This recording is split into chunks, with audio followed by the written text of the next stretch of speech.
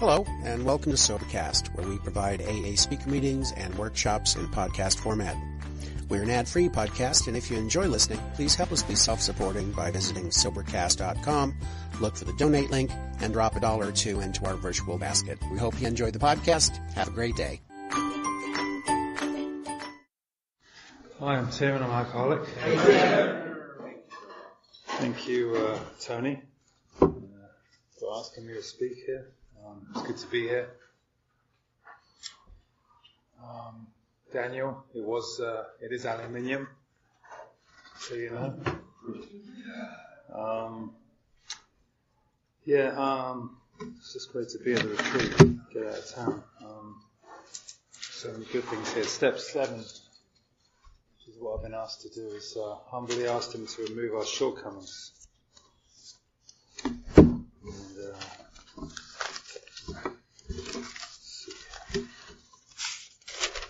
My sponsor had me do this. It says in the big book, the instructions he gave me were in the big book, which is pretty much all it says on page 75. After doing my 5th step, I had to return home and find a place where I can be quiet for an hour, carefully reviewing what I had done during the 5th step. I thank God from the bottom of my heart that I know Him better. Taking this book down from the shelf, I turn to the page which contains the 12 steps. Carefully reading the first 5 proposals, I ask if I had admitted anything, for I am building an arch through which I shall walk a free man at last. Is my work solid so far? Are the stones properly in place? Have I skimped on the cement? Put in the foundation? Have I tried to make mortar without sand? If we can answer to our satisfaction, I then look at step 6. I have emphasized willingness. We have emphasized willingness as being indispensable. Are we now ready to let God remove us from all these things, all the things which we have omitted are objectionable in my inventory? Can He now take them all, every one? If we still cling to something, we will not let go. We will ask God to help us to be willing. When ready, we say something like this: My Creator, I am now willing that you should have all of me, good, bad.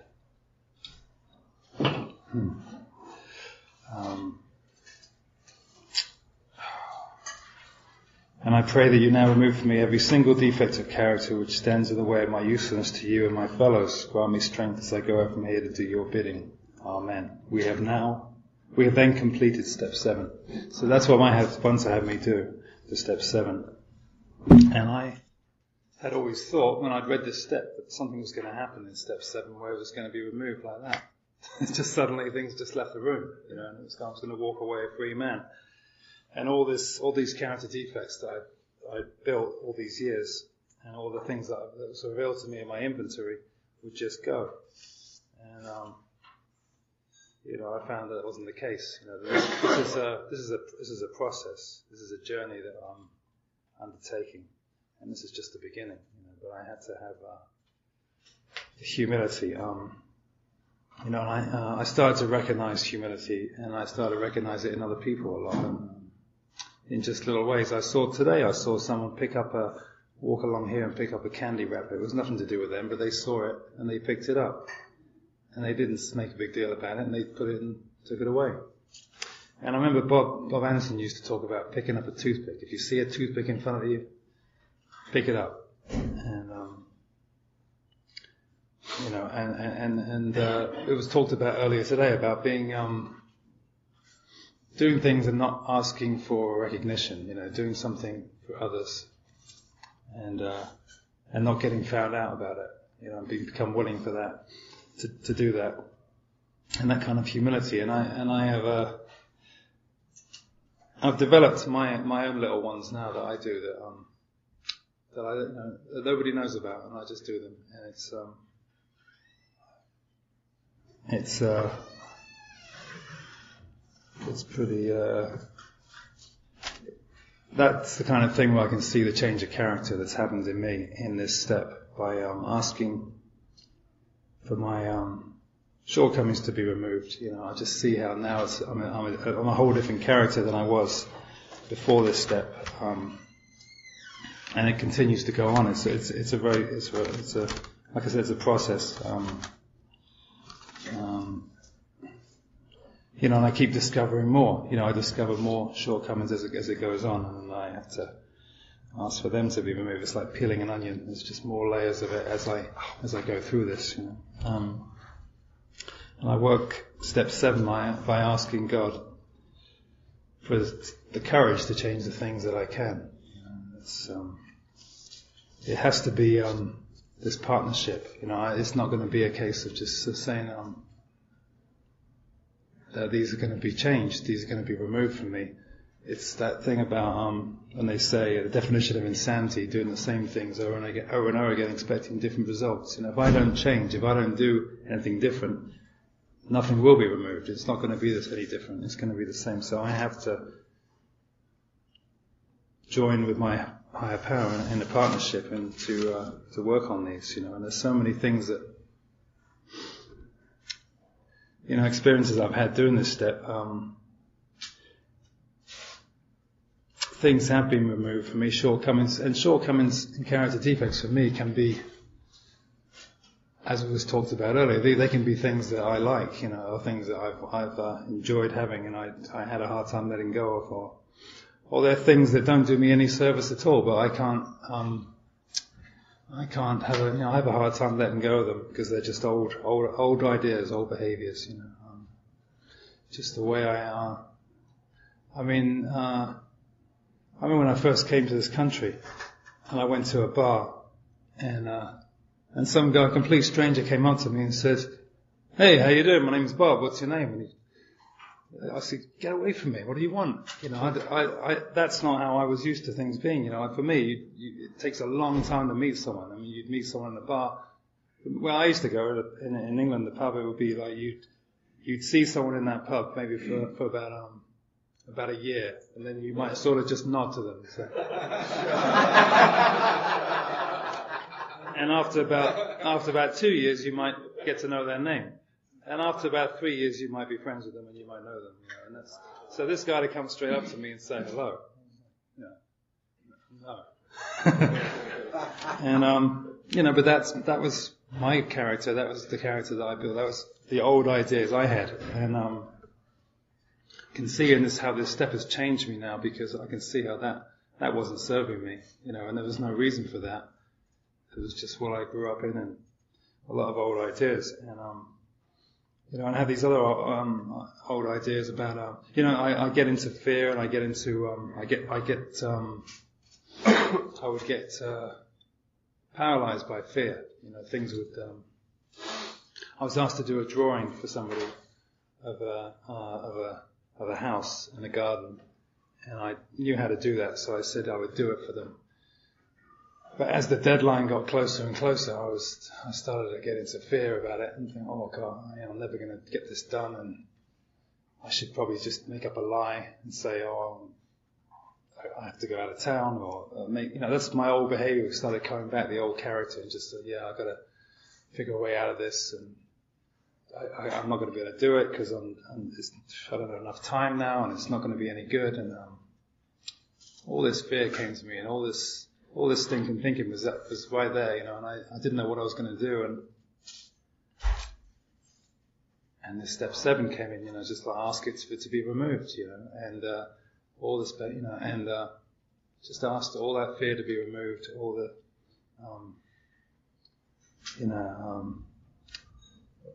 all those old ideas to be removed. And in that moment, and as soon as I'd asked for that, my pen hit the paper and I just started drawing, and it just flowed out of me, and it came out, and within about 2 or 3 hours it was done, and it was perfect, it was fine, it worked out great. That's not me, that's me asking for help, and my old character, my old way is just going back to you're going to have to lie about it, you're going to have to try to get out of it. So I have, I got in in sobriety, I started to, I got involved with the LA Fire Department to be trained for a CERT member, Community Emergency Response Team, and they train you to be ready for earthquakes and stuff like things like that, and how to help out. And I was sitting there in this class. I really enjoyed it. I sat right up front every class, and I'm sitting there, and they're talking about, when you've got your kit with your stuff in it, make sure that you got enough for other people to feed other people or give them water, and bring a cuddly toy for a kid in case there's a kid in distress, and that'll help keep them calm. And I was just sitting there thinking, how the hell did I get here? I was a man who was hanging out in New York nightclubs and stuff, and just all about me. It was all about self, all about what can I get out of this, and what's in it for me. And here I was learning how to help out other people, and I just thought, well, that's the change, the character change. And I usually see it in other people more than I see it in myself. But that humility of it's helping other people and being of service that this program gives us. Just a lot of these old ideas and fears that I have are these these character defects and shortcomings that I still have. And the other day I was looking for a new place to live. I just came back from England, and I got offered a sublet in Koreatown, and I didn't want to live in Koreatown, but I was in a little bit of fear, like, this might be the only place you're going to get. You should take it. And something just said, that's one of those old character defects that you've always, you go from fear. And I just said, no, I'm not going to accept that. And I'm going to come out and step out in faith and know that there will be something else. Something will come. I don't know where it's going to come from. I don't know where it's going to be. But I'm not going to take this one.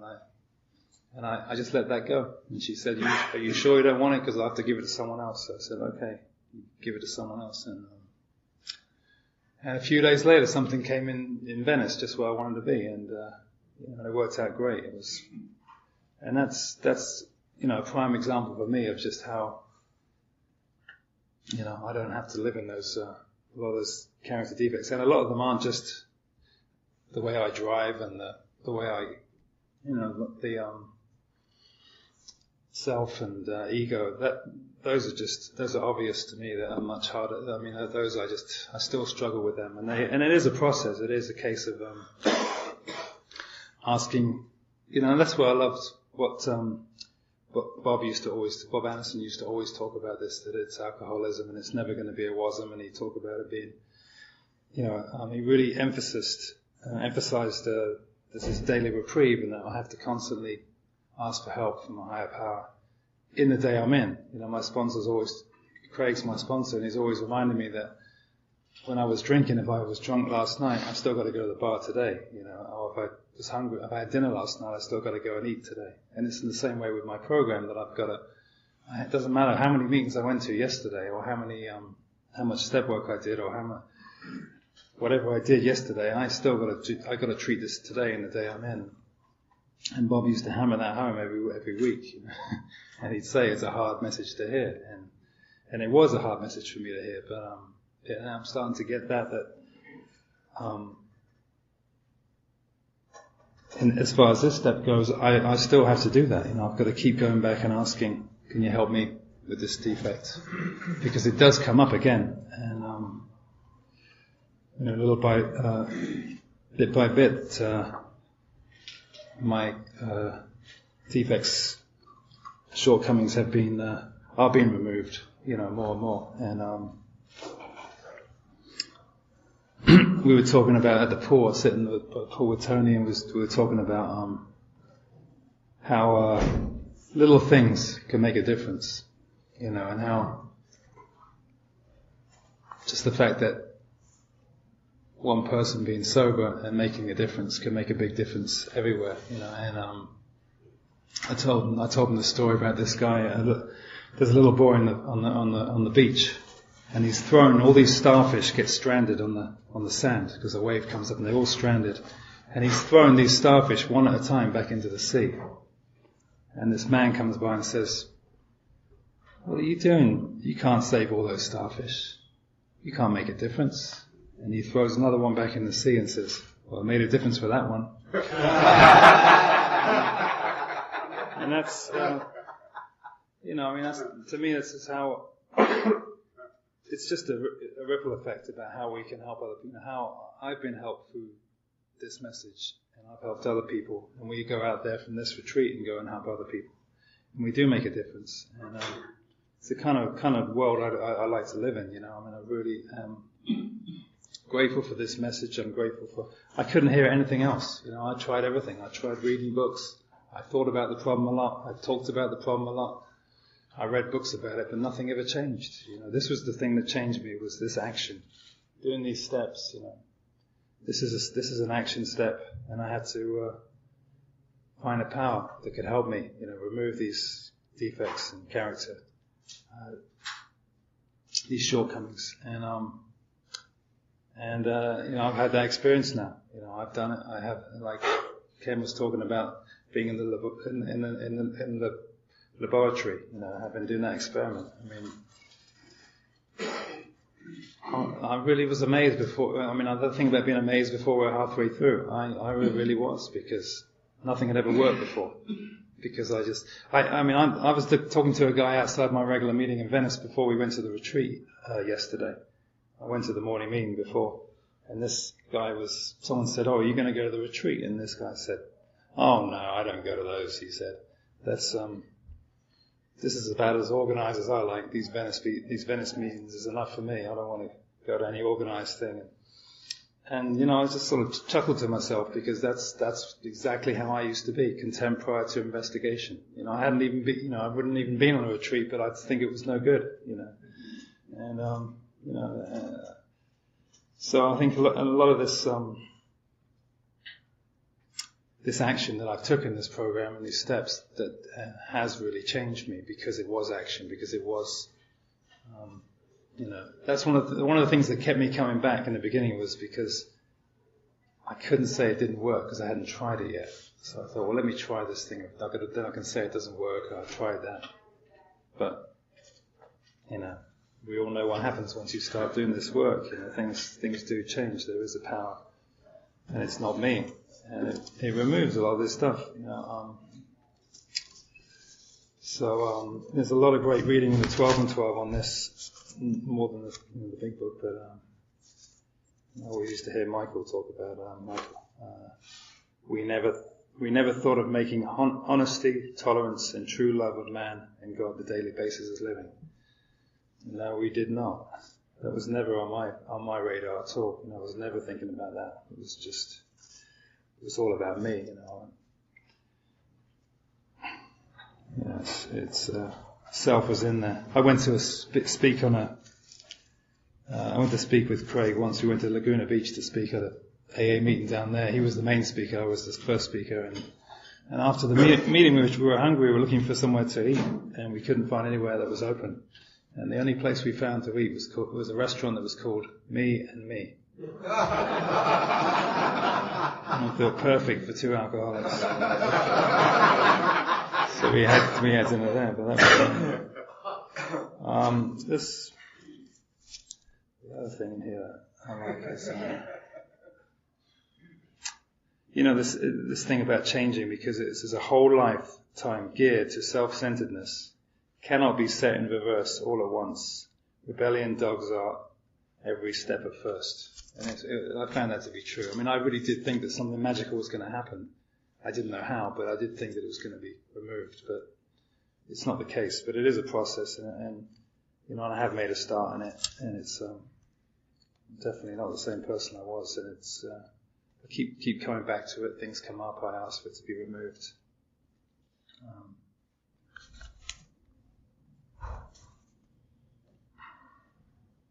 This thing about, it says in here, we began to get over the idea that the higher power was a sort of bush league pinch hitter to be called upon only in an emergency. The notion that we would still live our own lives, God helping a little now and then, began to evaporate. See, I used to hear Bob talk about that too, and I didn't know what the hell that was, because I don't know what a bush league is. but I sort of surmised that it was something to do with sports, and I understand what he was saying by it, and I definitely lived that way. I came to prime time in my first year of sobriety, and I came for about a year or so, and then I started drifting away from it, and I always had those tapes, and that helped me with the message, but I really did slip away from that message a lot, and I stayed sober, but I wasn't in a great place. I was irritable, restless, and discontent. I was full of self, and all the things that I always struggle with, and I remember hearing Bob talk about that again on the tape, and it just reminded me, how often do I go to God for help? How often do I ask? It was only when I'm really in trouble. I better ask for help. And now, this being back here now, I'm really starting to hear that again, that I have to ask all day long. I've got to ask for help all the time. And why not, It's a great thing to, I was reading in Emmett Fox's book today, the 24-hour book, and he talked about how, God is open 24 hours a day, for help, So why not go there? It's always the last place I go, and it should be the first place, Anyway, that's about all I got to stay on that step. So thank you for...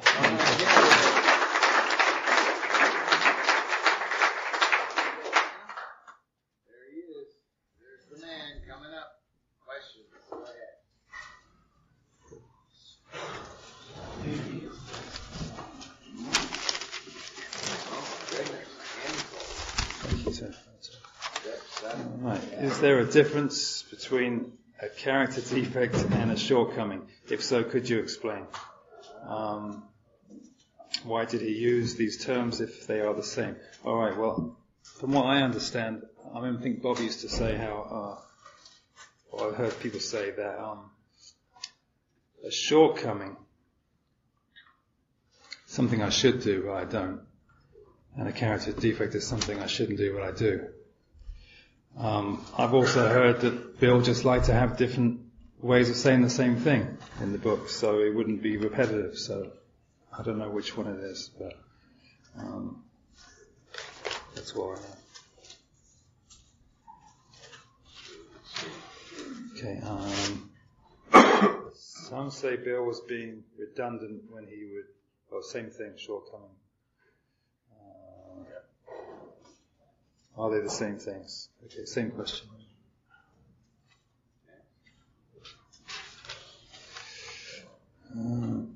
Please relate your attendance at meetings in general and the application of step 7. Please explain and relate your attendance at meetings in general and the application of step 7.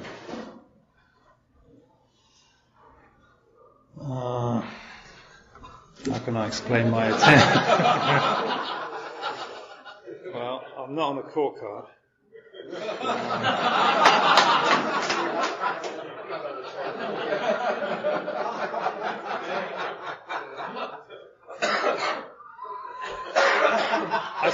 I suppose my attendance at meetings is because I found out that someone said to me once, "Do you find out how many meetings you have to go to?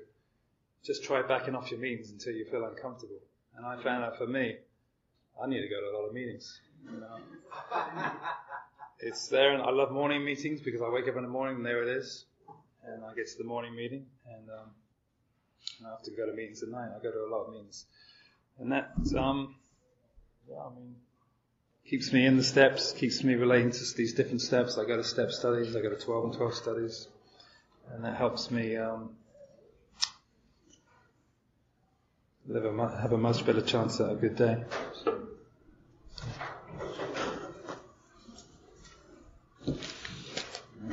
What is the difference? Okay, if all my character defects are taken away, root and branch, what is left? I think what is left is the person that God wanted me to be, That's the way I've been finding it to be, is that, I can't believe this, the person I am today and the things I do and the things people say about me. I just had a birthday, just turned 50, I couldn't believe the people that came out. I had my roommate threw a surprise birthday party for me. I had all kinds of things happen, and I was blown away, because that's not who I am normally. I've never had a birthday like that, and so it shows me that as these are removed, I'm becoming, the person God wanted me to be, definitely. All right, good. How do you deal with shortcomings or character defects that you still think are assets? Denial.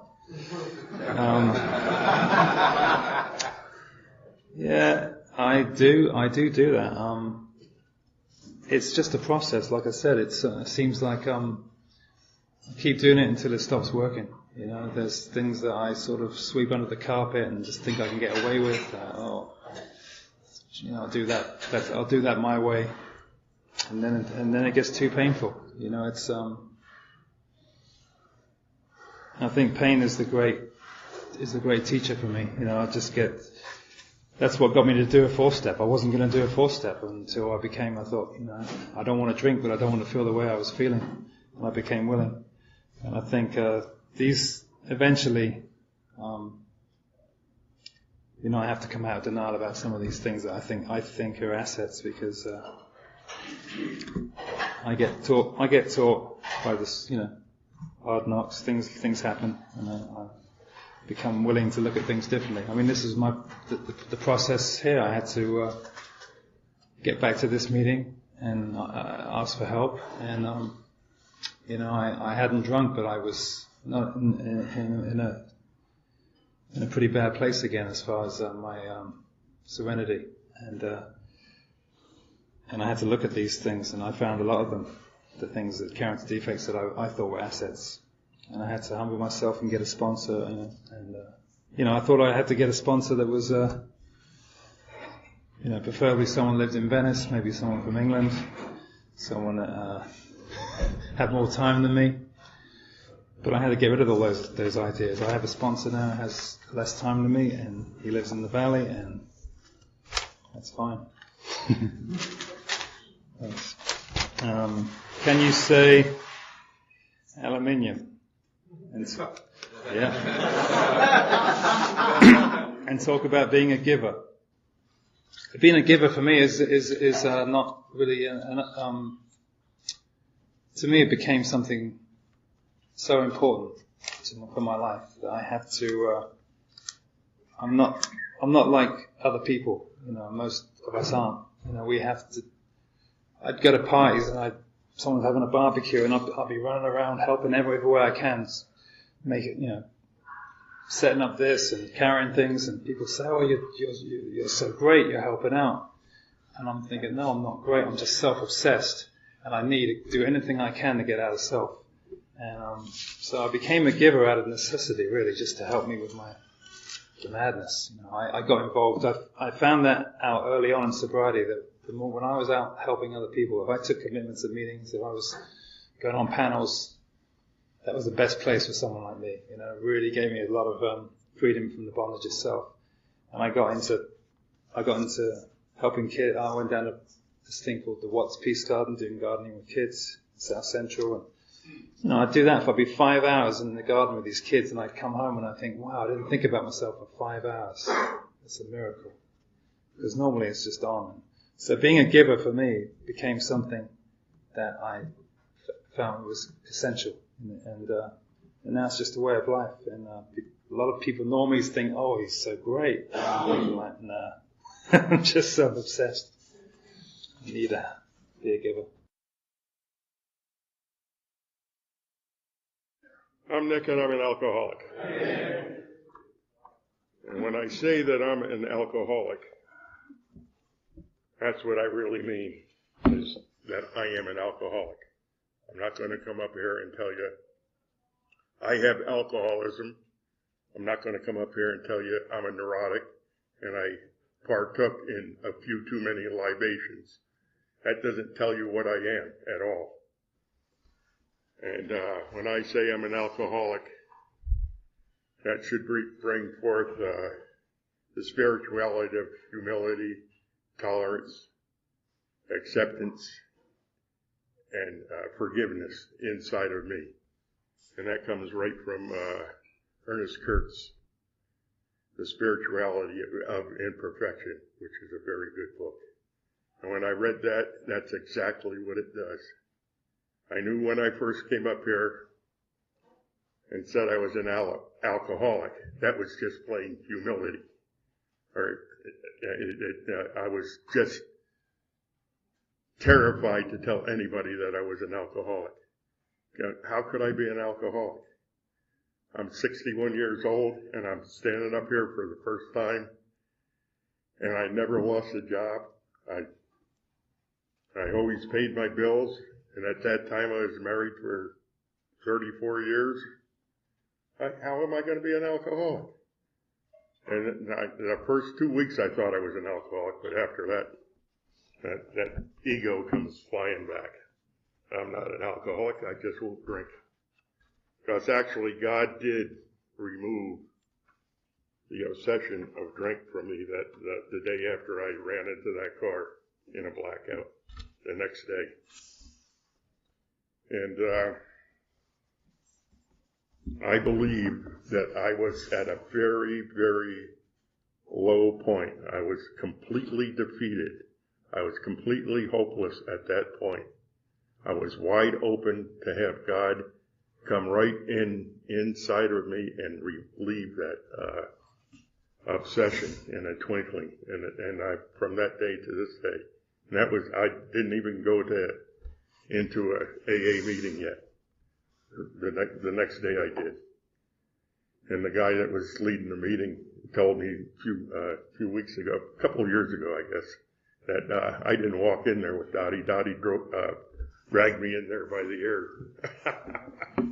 And it's amazing. It's amazing how these things go. And that's God did remove that from me, and I believe that going into the sixth step, where what does it say up there? Where am I? Entirely ready to have God remove these defects of character. I'm already going through 5 steps, and I'm feeling a lot better.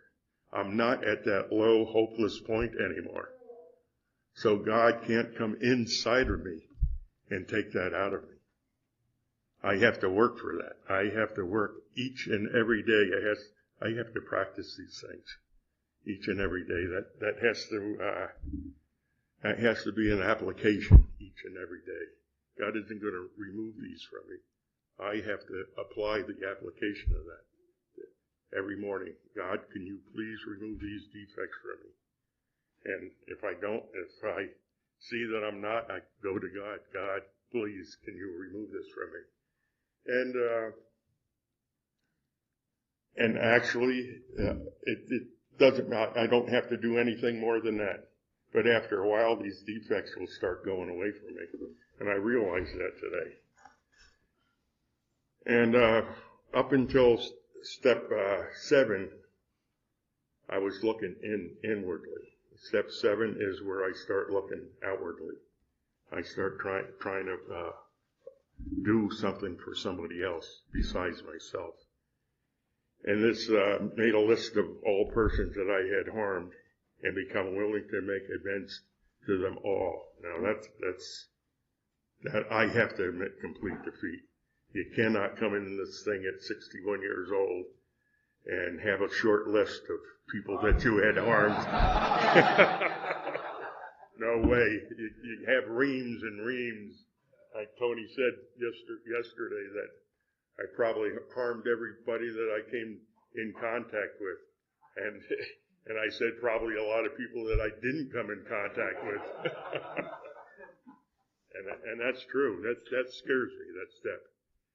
Because not only do I have to write these things down, after I write them down, I have to go to that person or persons. And as usual, most of them were people that were very close to me. my wife took the brunt of it. I don't know why she stayed that long. She did. Good RN, loving, tender care. But she really didn't. She'd actually bought a condo in Florida in the early 90s and said, that's it, I'm going. But she did come back for some strange reason. And I didn't get sober until 2000. After my last drink was June 4th, 2000. But she did come back. And I was actually a lot worse sober than I was drunk. Because when I finally did get a sponsor about a year later, because I didn't believe you guys, I can do this on my own. I'm too old for this crap in the first place. So I got the sponsor, and he was talking to Dottie, and she told him that she was ready to take me down to the bar and make me drink because at least drinking he was halfway decent. So I didn't have to do that, thank God. She didn't have to drag me down there. Thus I started learning these things. And I started writing these things down, and Dottie was on the top of my list, and she was down there quite a few times. The harm I have done to her, I didn't realize it was harm. I didn't realize I was so facetious. And when we first got married, I thought it was funny. We went on our honeymoon, got up the next morning, and I looked at her and I said, what'd you say your name was? I thought that was funny. She didn't think it was funny.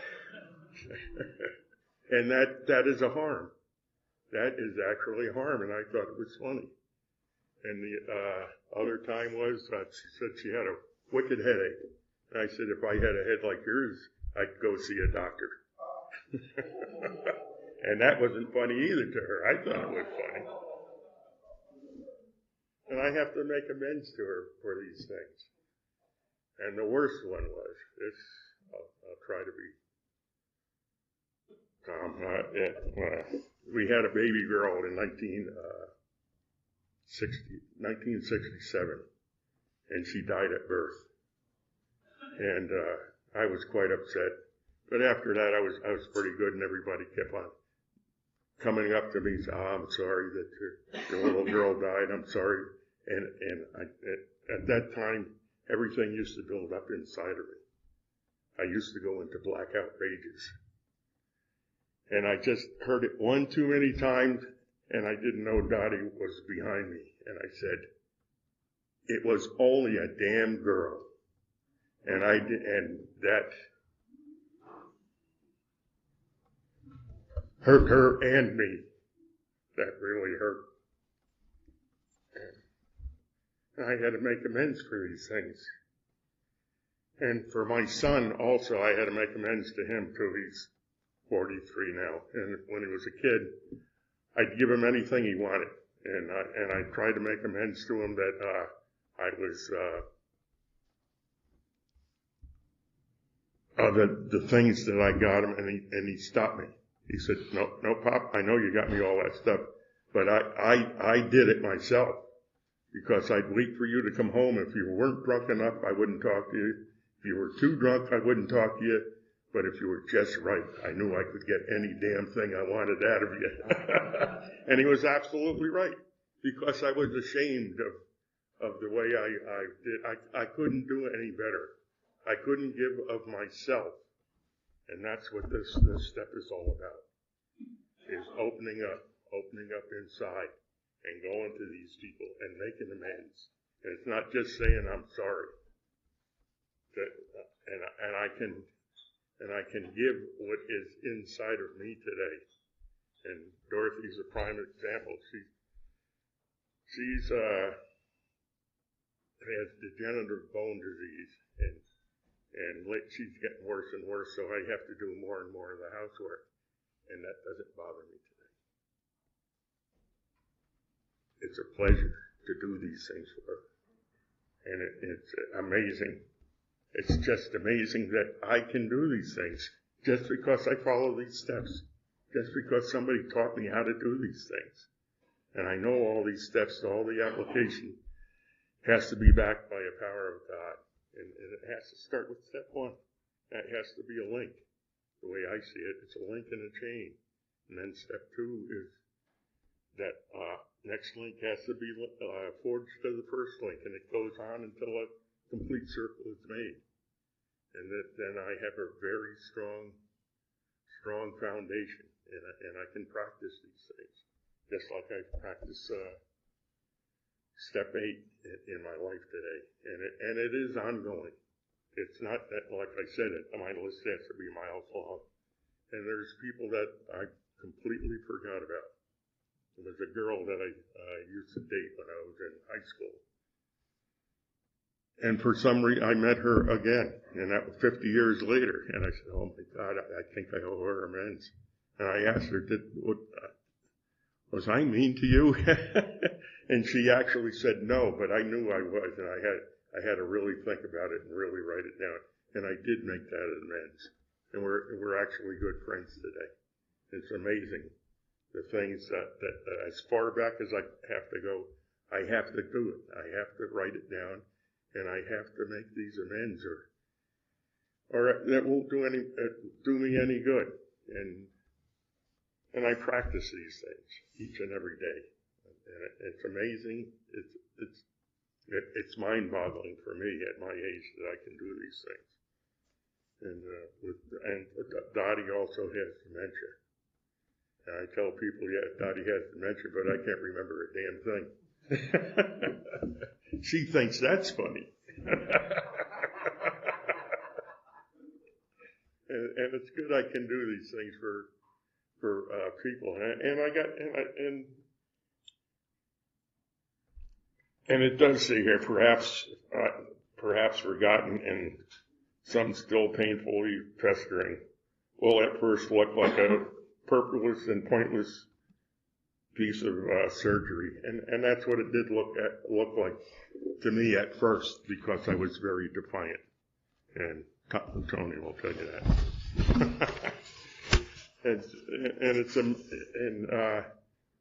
I did think this whole thing was purposeless, and it's changed. It's changed inside of me, and it's amazing. It's amazing the changes that come when I do these things, when I practice the application of this step. And there's a lot to this step, and there's a lot that I'm still learning. I'm still learning, and I've been here a little over 12 years now, and I was 60. I'm 73 now, and these things get further away from me. And I still try to remember things, and I still try to call people that live in New York now, or live in Florida, live all over the place. I still try to make amends for the things that I've done that I shouldn't have done. I wasn't, and when I was drinking, I guess I used to have my checkbook behind the bar, so I didn't have to borrow money, just write out checks.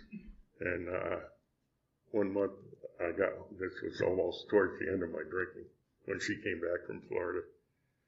She said, you made out 8 $100 checks at the Blue Room last month. And I said, great deal, it's my money, and it's not. I stole that money from her. She had to replace it out of her bank account. So that's another amends I had to make to her. And these things must be done. They must be done. And today, it's a living amends for my family. Because most of the time, I didn't have that many friends, and they were just acquaintances. They weren't really friends, and most of them I don't know anymore. It's just the ones that I grew up with that I can really make the right amends to, because I was a workaholic also, and I could work by myself, and I always did. And being a workaholic doesn't mean I'm a good worker.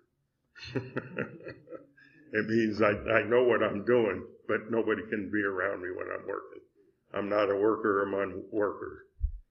And if they sent a guy out with me, if he aggravated me too much, I'd blow up. And the poor guy would leave. I don't know. A couple of them actually quit. They just walked off the job. but I was good enough that they weren't going to do anything to me. So I got away with it. But if I could find those guys, I'd have to make amends to them, but I don't know who they are. I just have to make these amends to God. And and it says in here, I have to find the people that I have to forgive, but I'll be darned if I can find anybody that I have to forgive.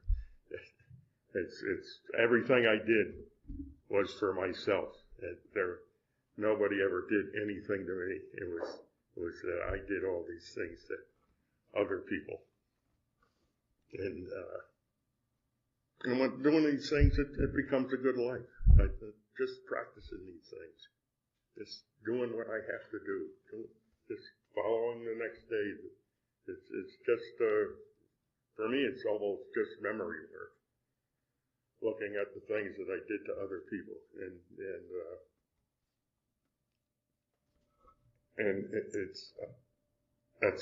that's all I can do with this step 8. I have to look because the list is long. The list keeps on going. And even today, I might step on another person's foot, which I don't, or toes, which I don't really mean to do, but I do, and I have to promptly make that amends.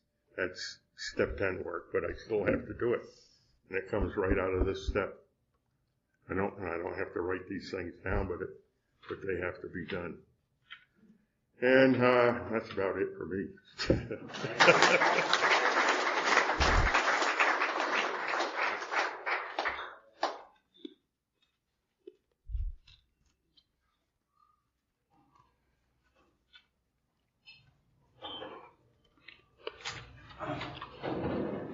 Okay, what if you had done something illegal while drinking and making amends about it would most likely put you in jail?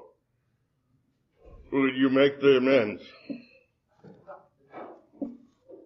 Well, I really don't know if I would or not, because I really never did anything that illegal that I would go to jail for. But if I wouldn't, I don't know. That one I really couldn't answer unless it was, I directly did something like that. I would like to think I could make that amends and it wouldn't make any difference to me, but I don't know if it would or not.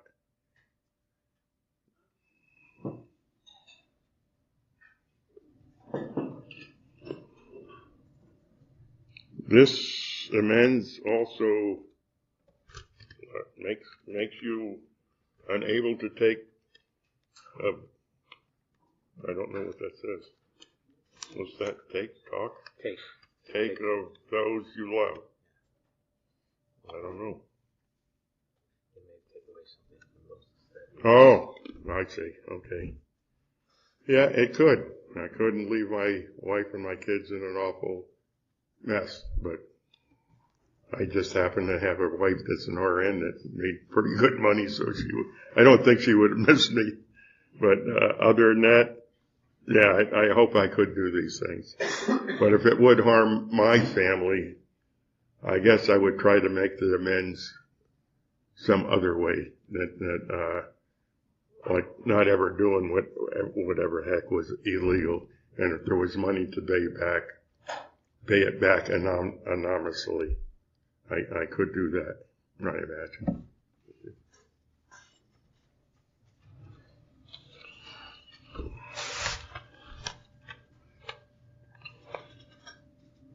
In the case of making the list of people harmed, you go over every incident where you harmed that. What's that? Yeah, I think that. Every incident We harmed that person to not acknowledge we harmed them on. Each and every incident we remember. Yeah, I guess I have to. That's what I have to. If I remember these things that harm somebody else, yeah, I have to write it down and I have to try to find that person to make amends to, no matter what it is. There's a question, actually, if you want, it was basically like in the case of a spouse, ex-spouse. If you remember 30 or 500 things that you've done to wrong that person, God. do you make your amends? I see. There, the 500, or do you God. space it out over? I think if it was my wife, she'd kill me if I tried to sit her down for that long. I don't know, 500. No, it has to be a living amends, I would say. Yeah, I can't go through all that. That would be almost impossible. So it would have to be a living amends. Exactly what I'm doing today is a living amends to my wife. Because I probably harmed her quite a bit of time. If I am fearful about a specific amends, do I lack willingness? Willingness to do? I overcome this. Do I lack willingness? How do I overcome this fear? Yeah, if I lack willingness, I won't do it. There's no way I can if I lack willingness. If I lack willingness, I'm not asking God into my life to help me. Because on this step, I knew when I was at that step, I had to admit complete defeat. I needed God with me when I did this step. There was no other way I could do it. Now, the person I was, that's amazing for me to have God back in my life, because the type of person I was, I believed in God, but I believed I didn't need His help or anybody else's help. I could do everything myself. Now this something like this, these fears are great fears, and yes, I have to be willing to do this. I have to go to God to get that willingness to do this. To overcome that fear. And God is the only one that I can go to, that I can overcome the fear with. That's just like, I might be fearful, but if I have God with me, no harm will come to me. And I realize that today. So I can do these things. That's it. I'm sorry.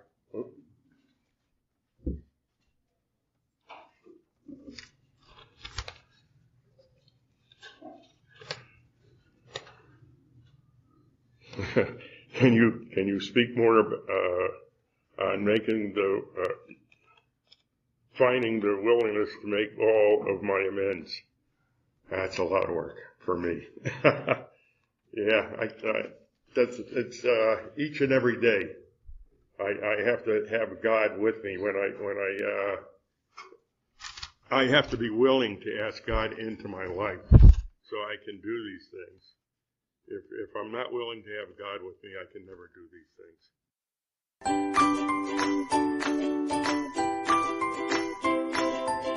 Thanks for listening. I hope you enjoyed the podcast. Sobercast is ad-free, and we'd like your help in order to keep it that way. So if you'd like to help us be self-supporting by pledging $1 or $2 a month, visit Sobercast.com and look for the donate links. Thank you very much.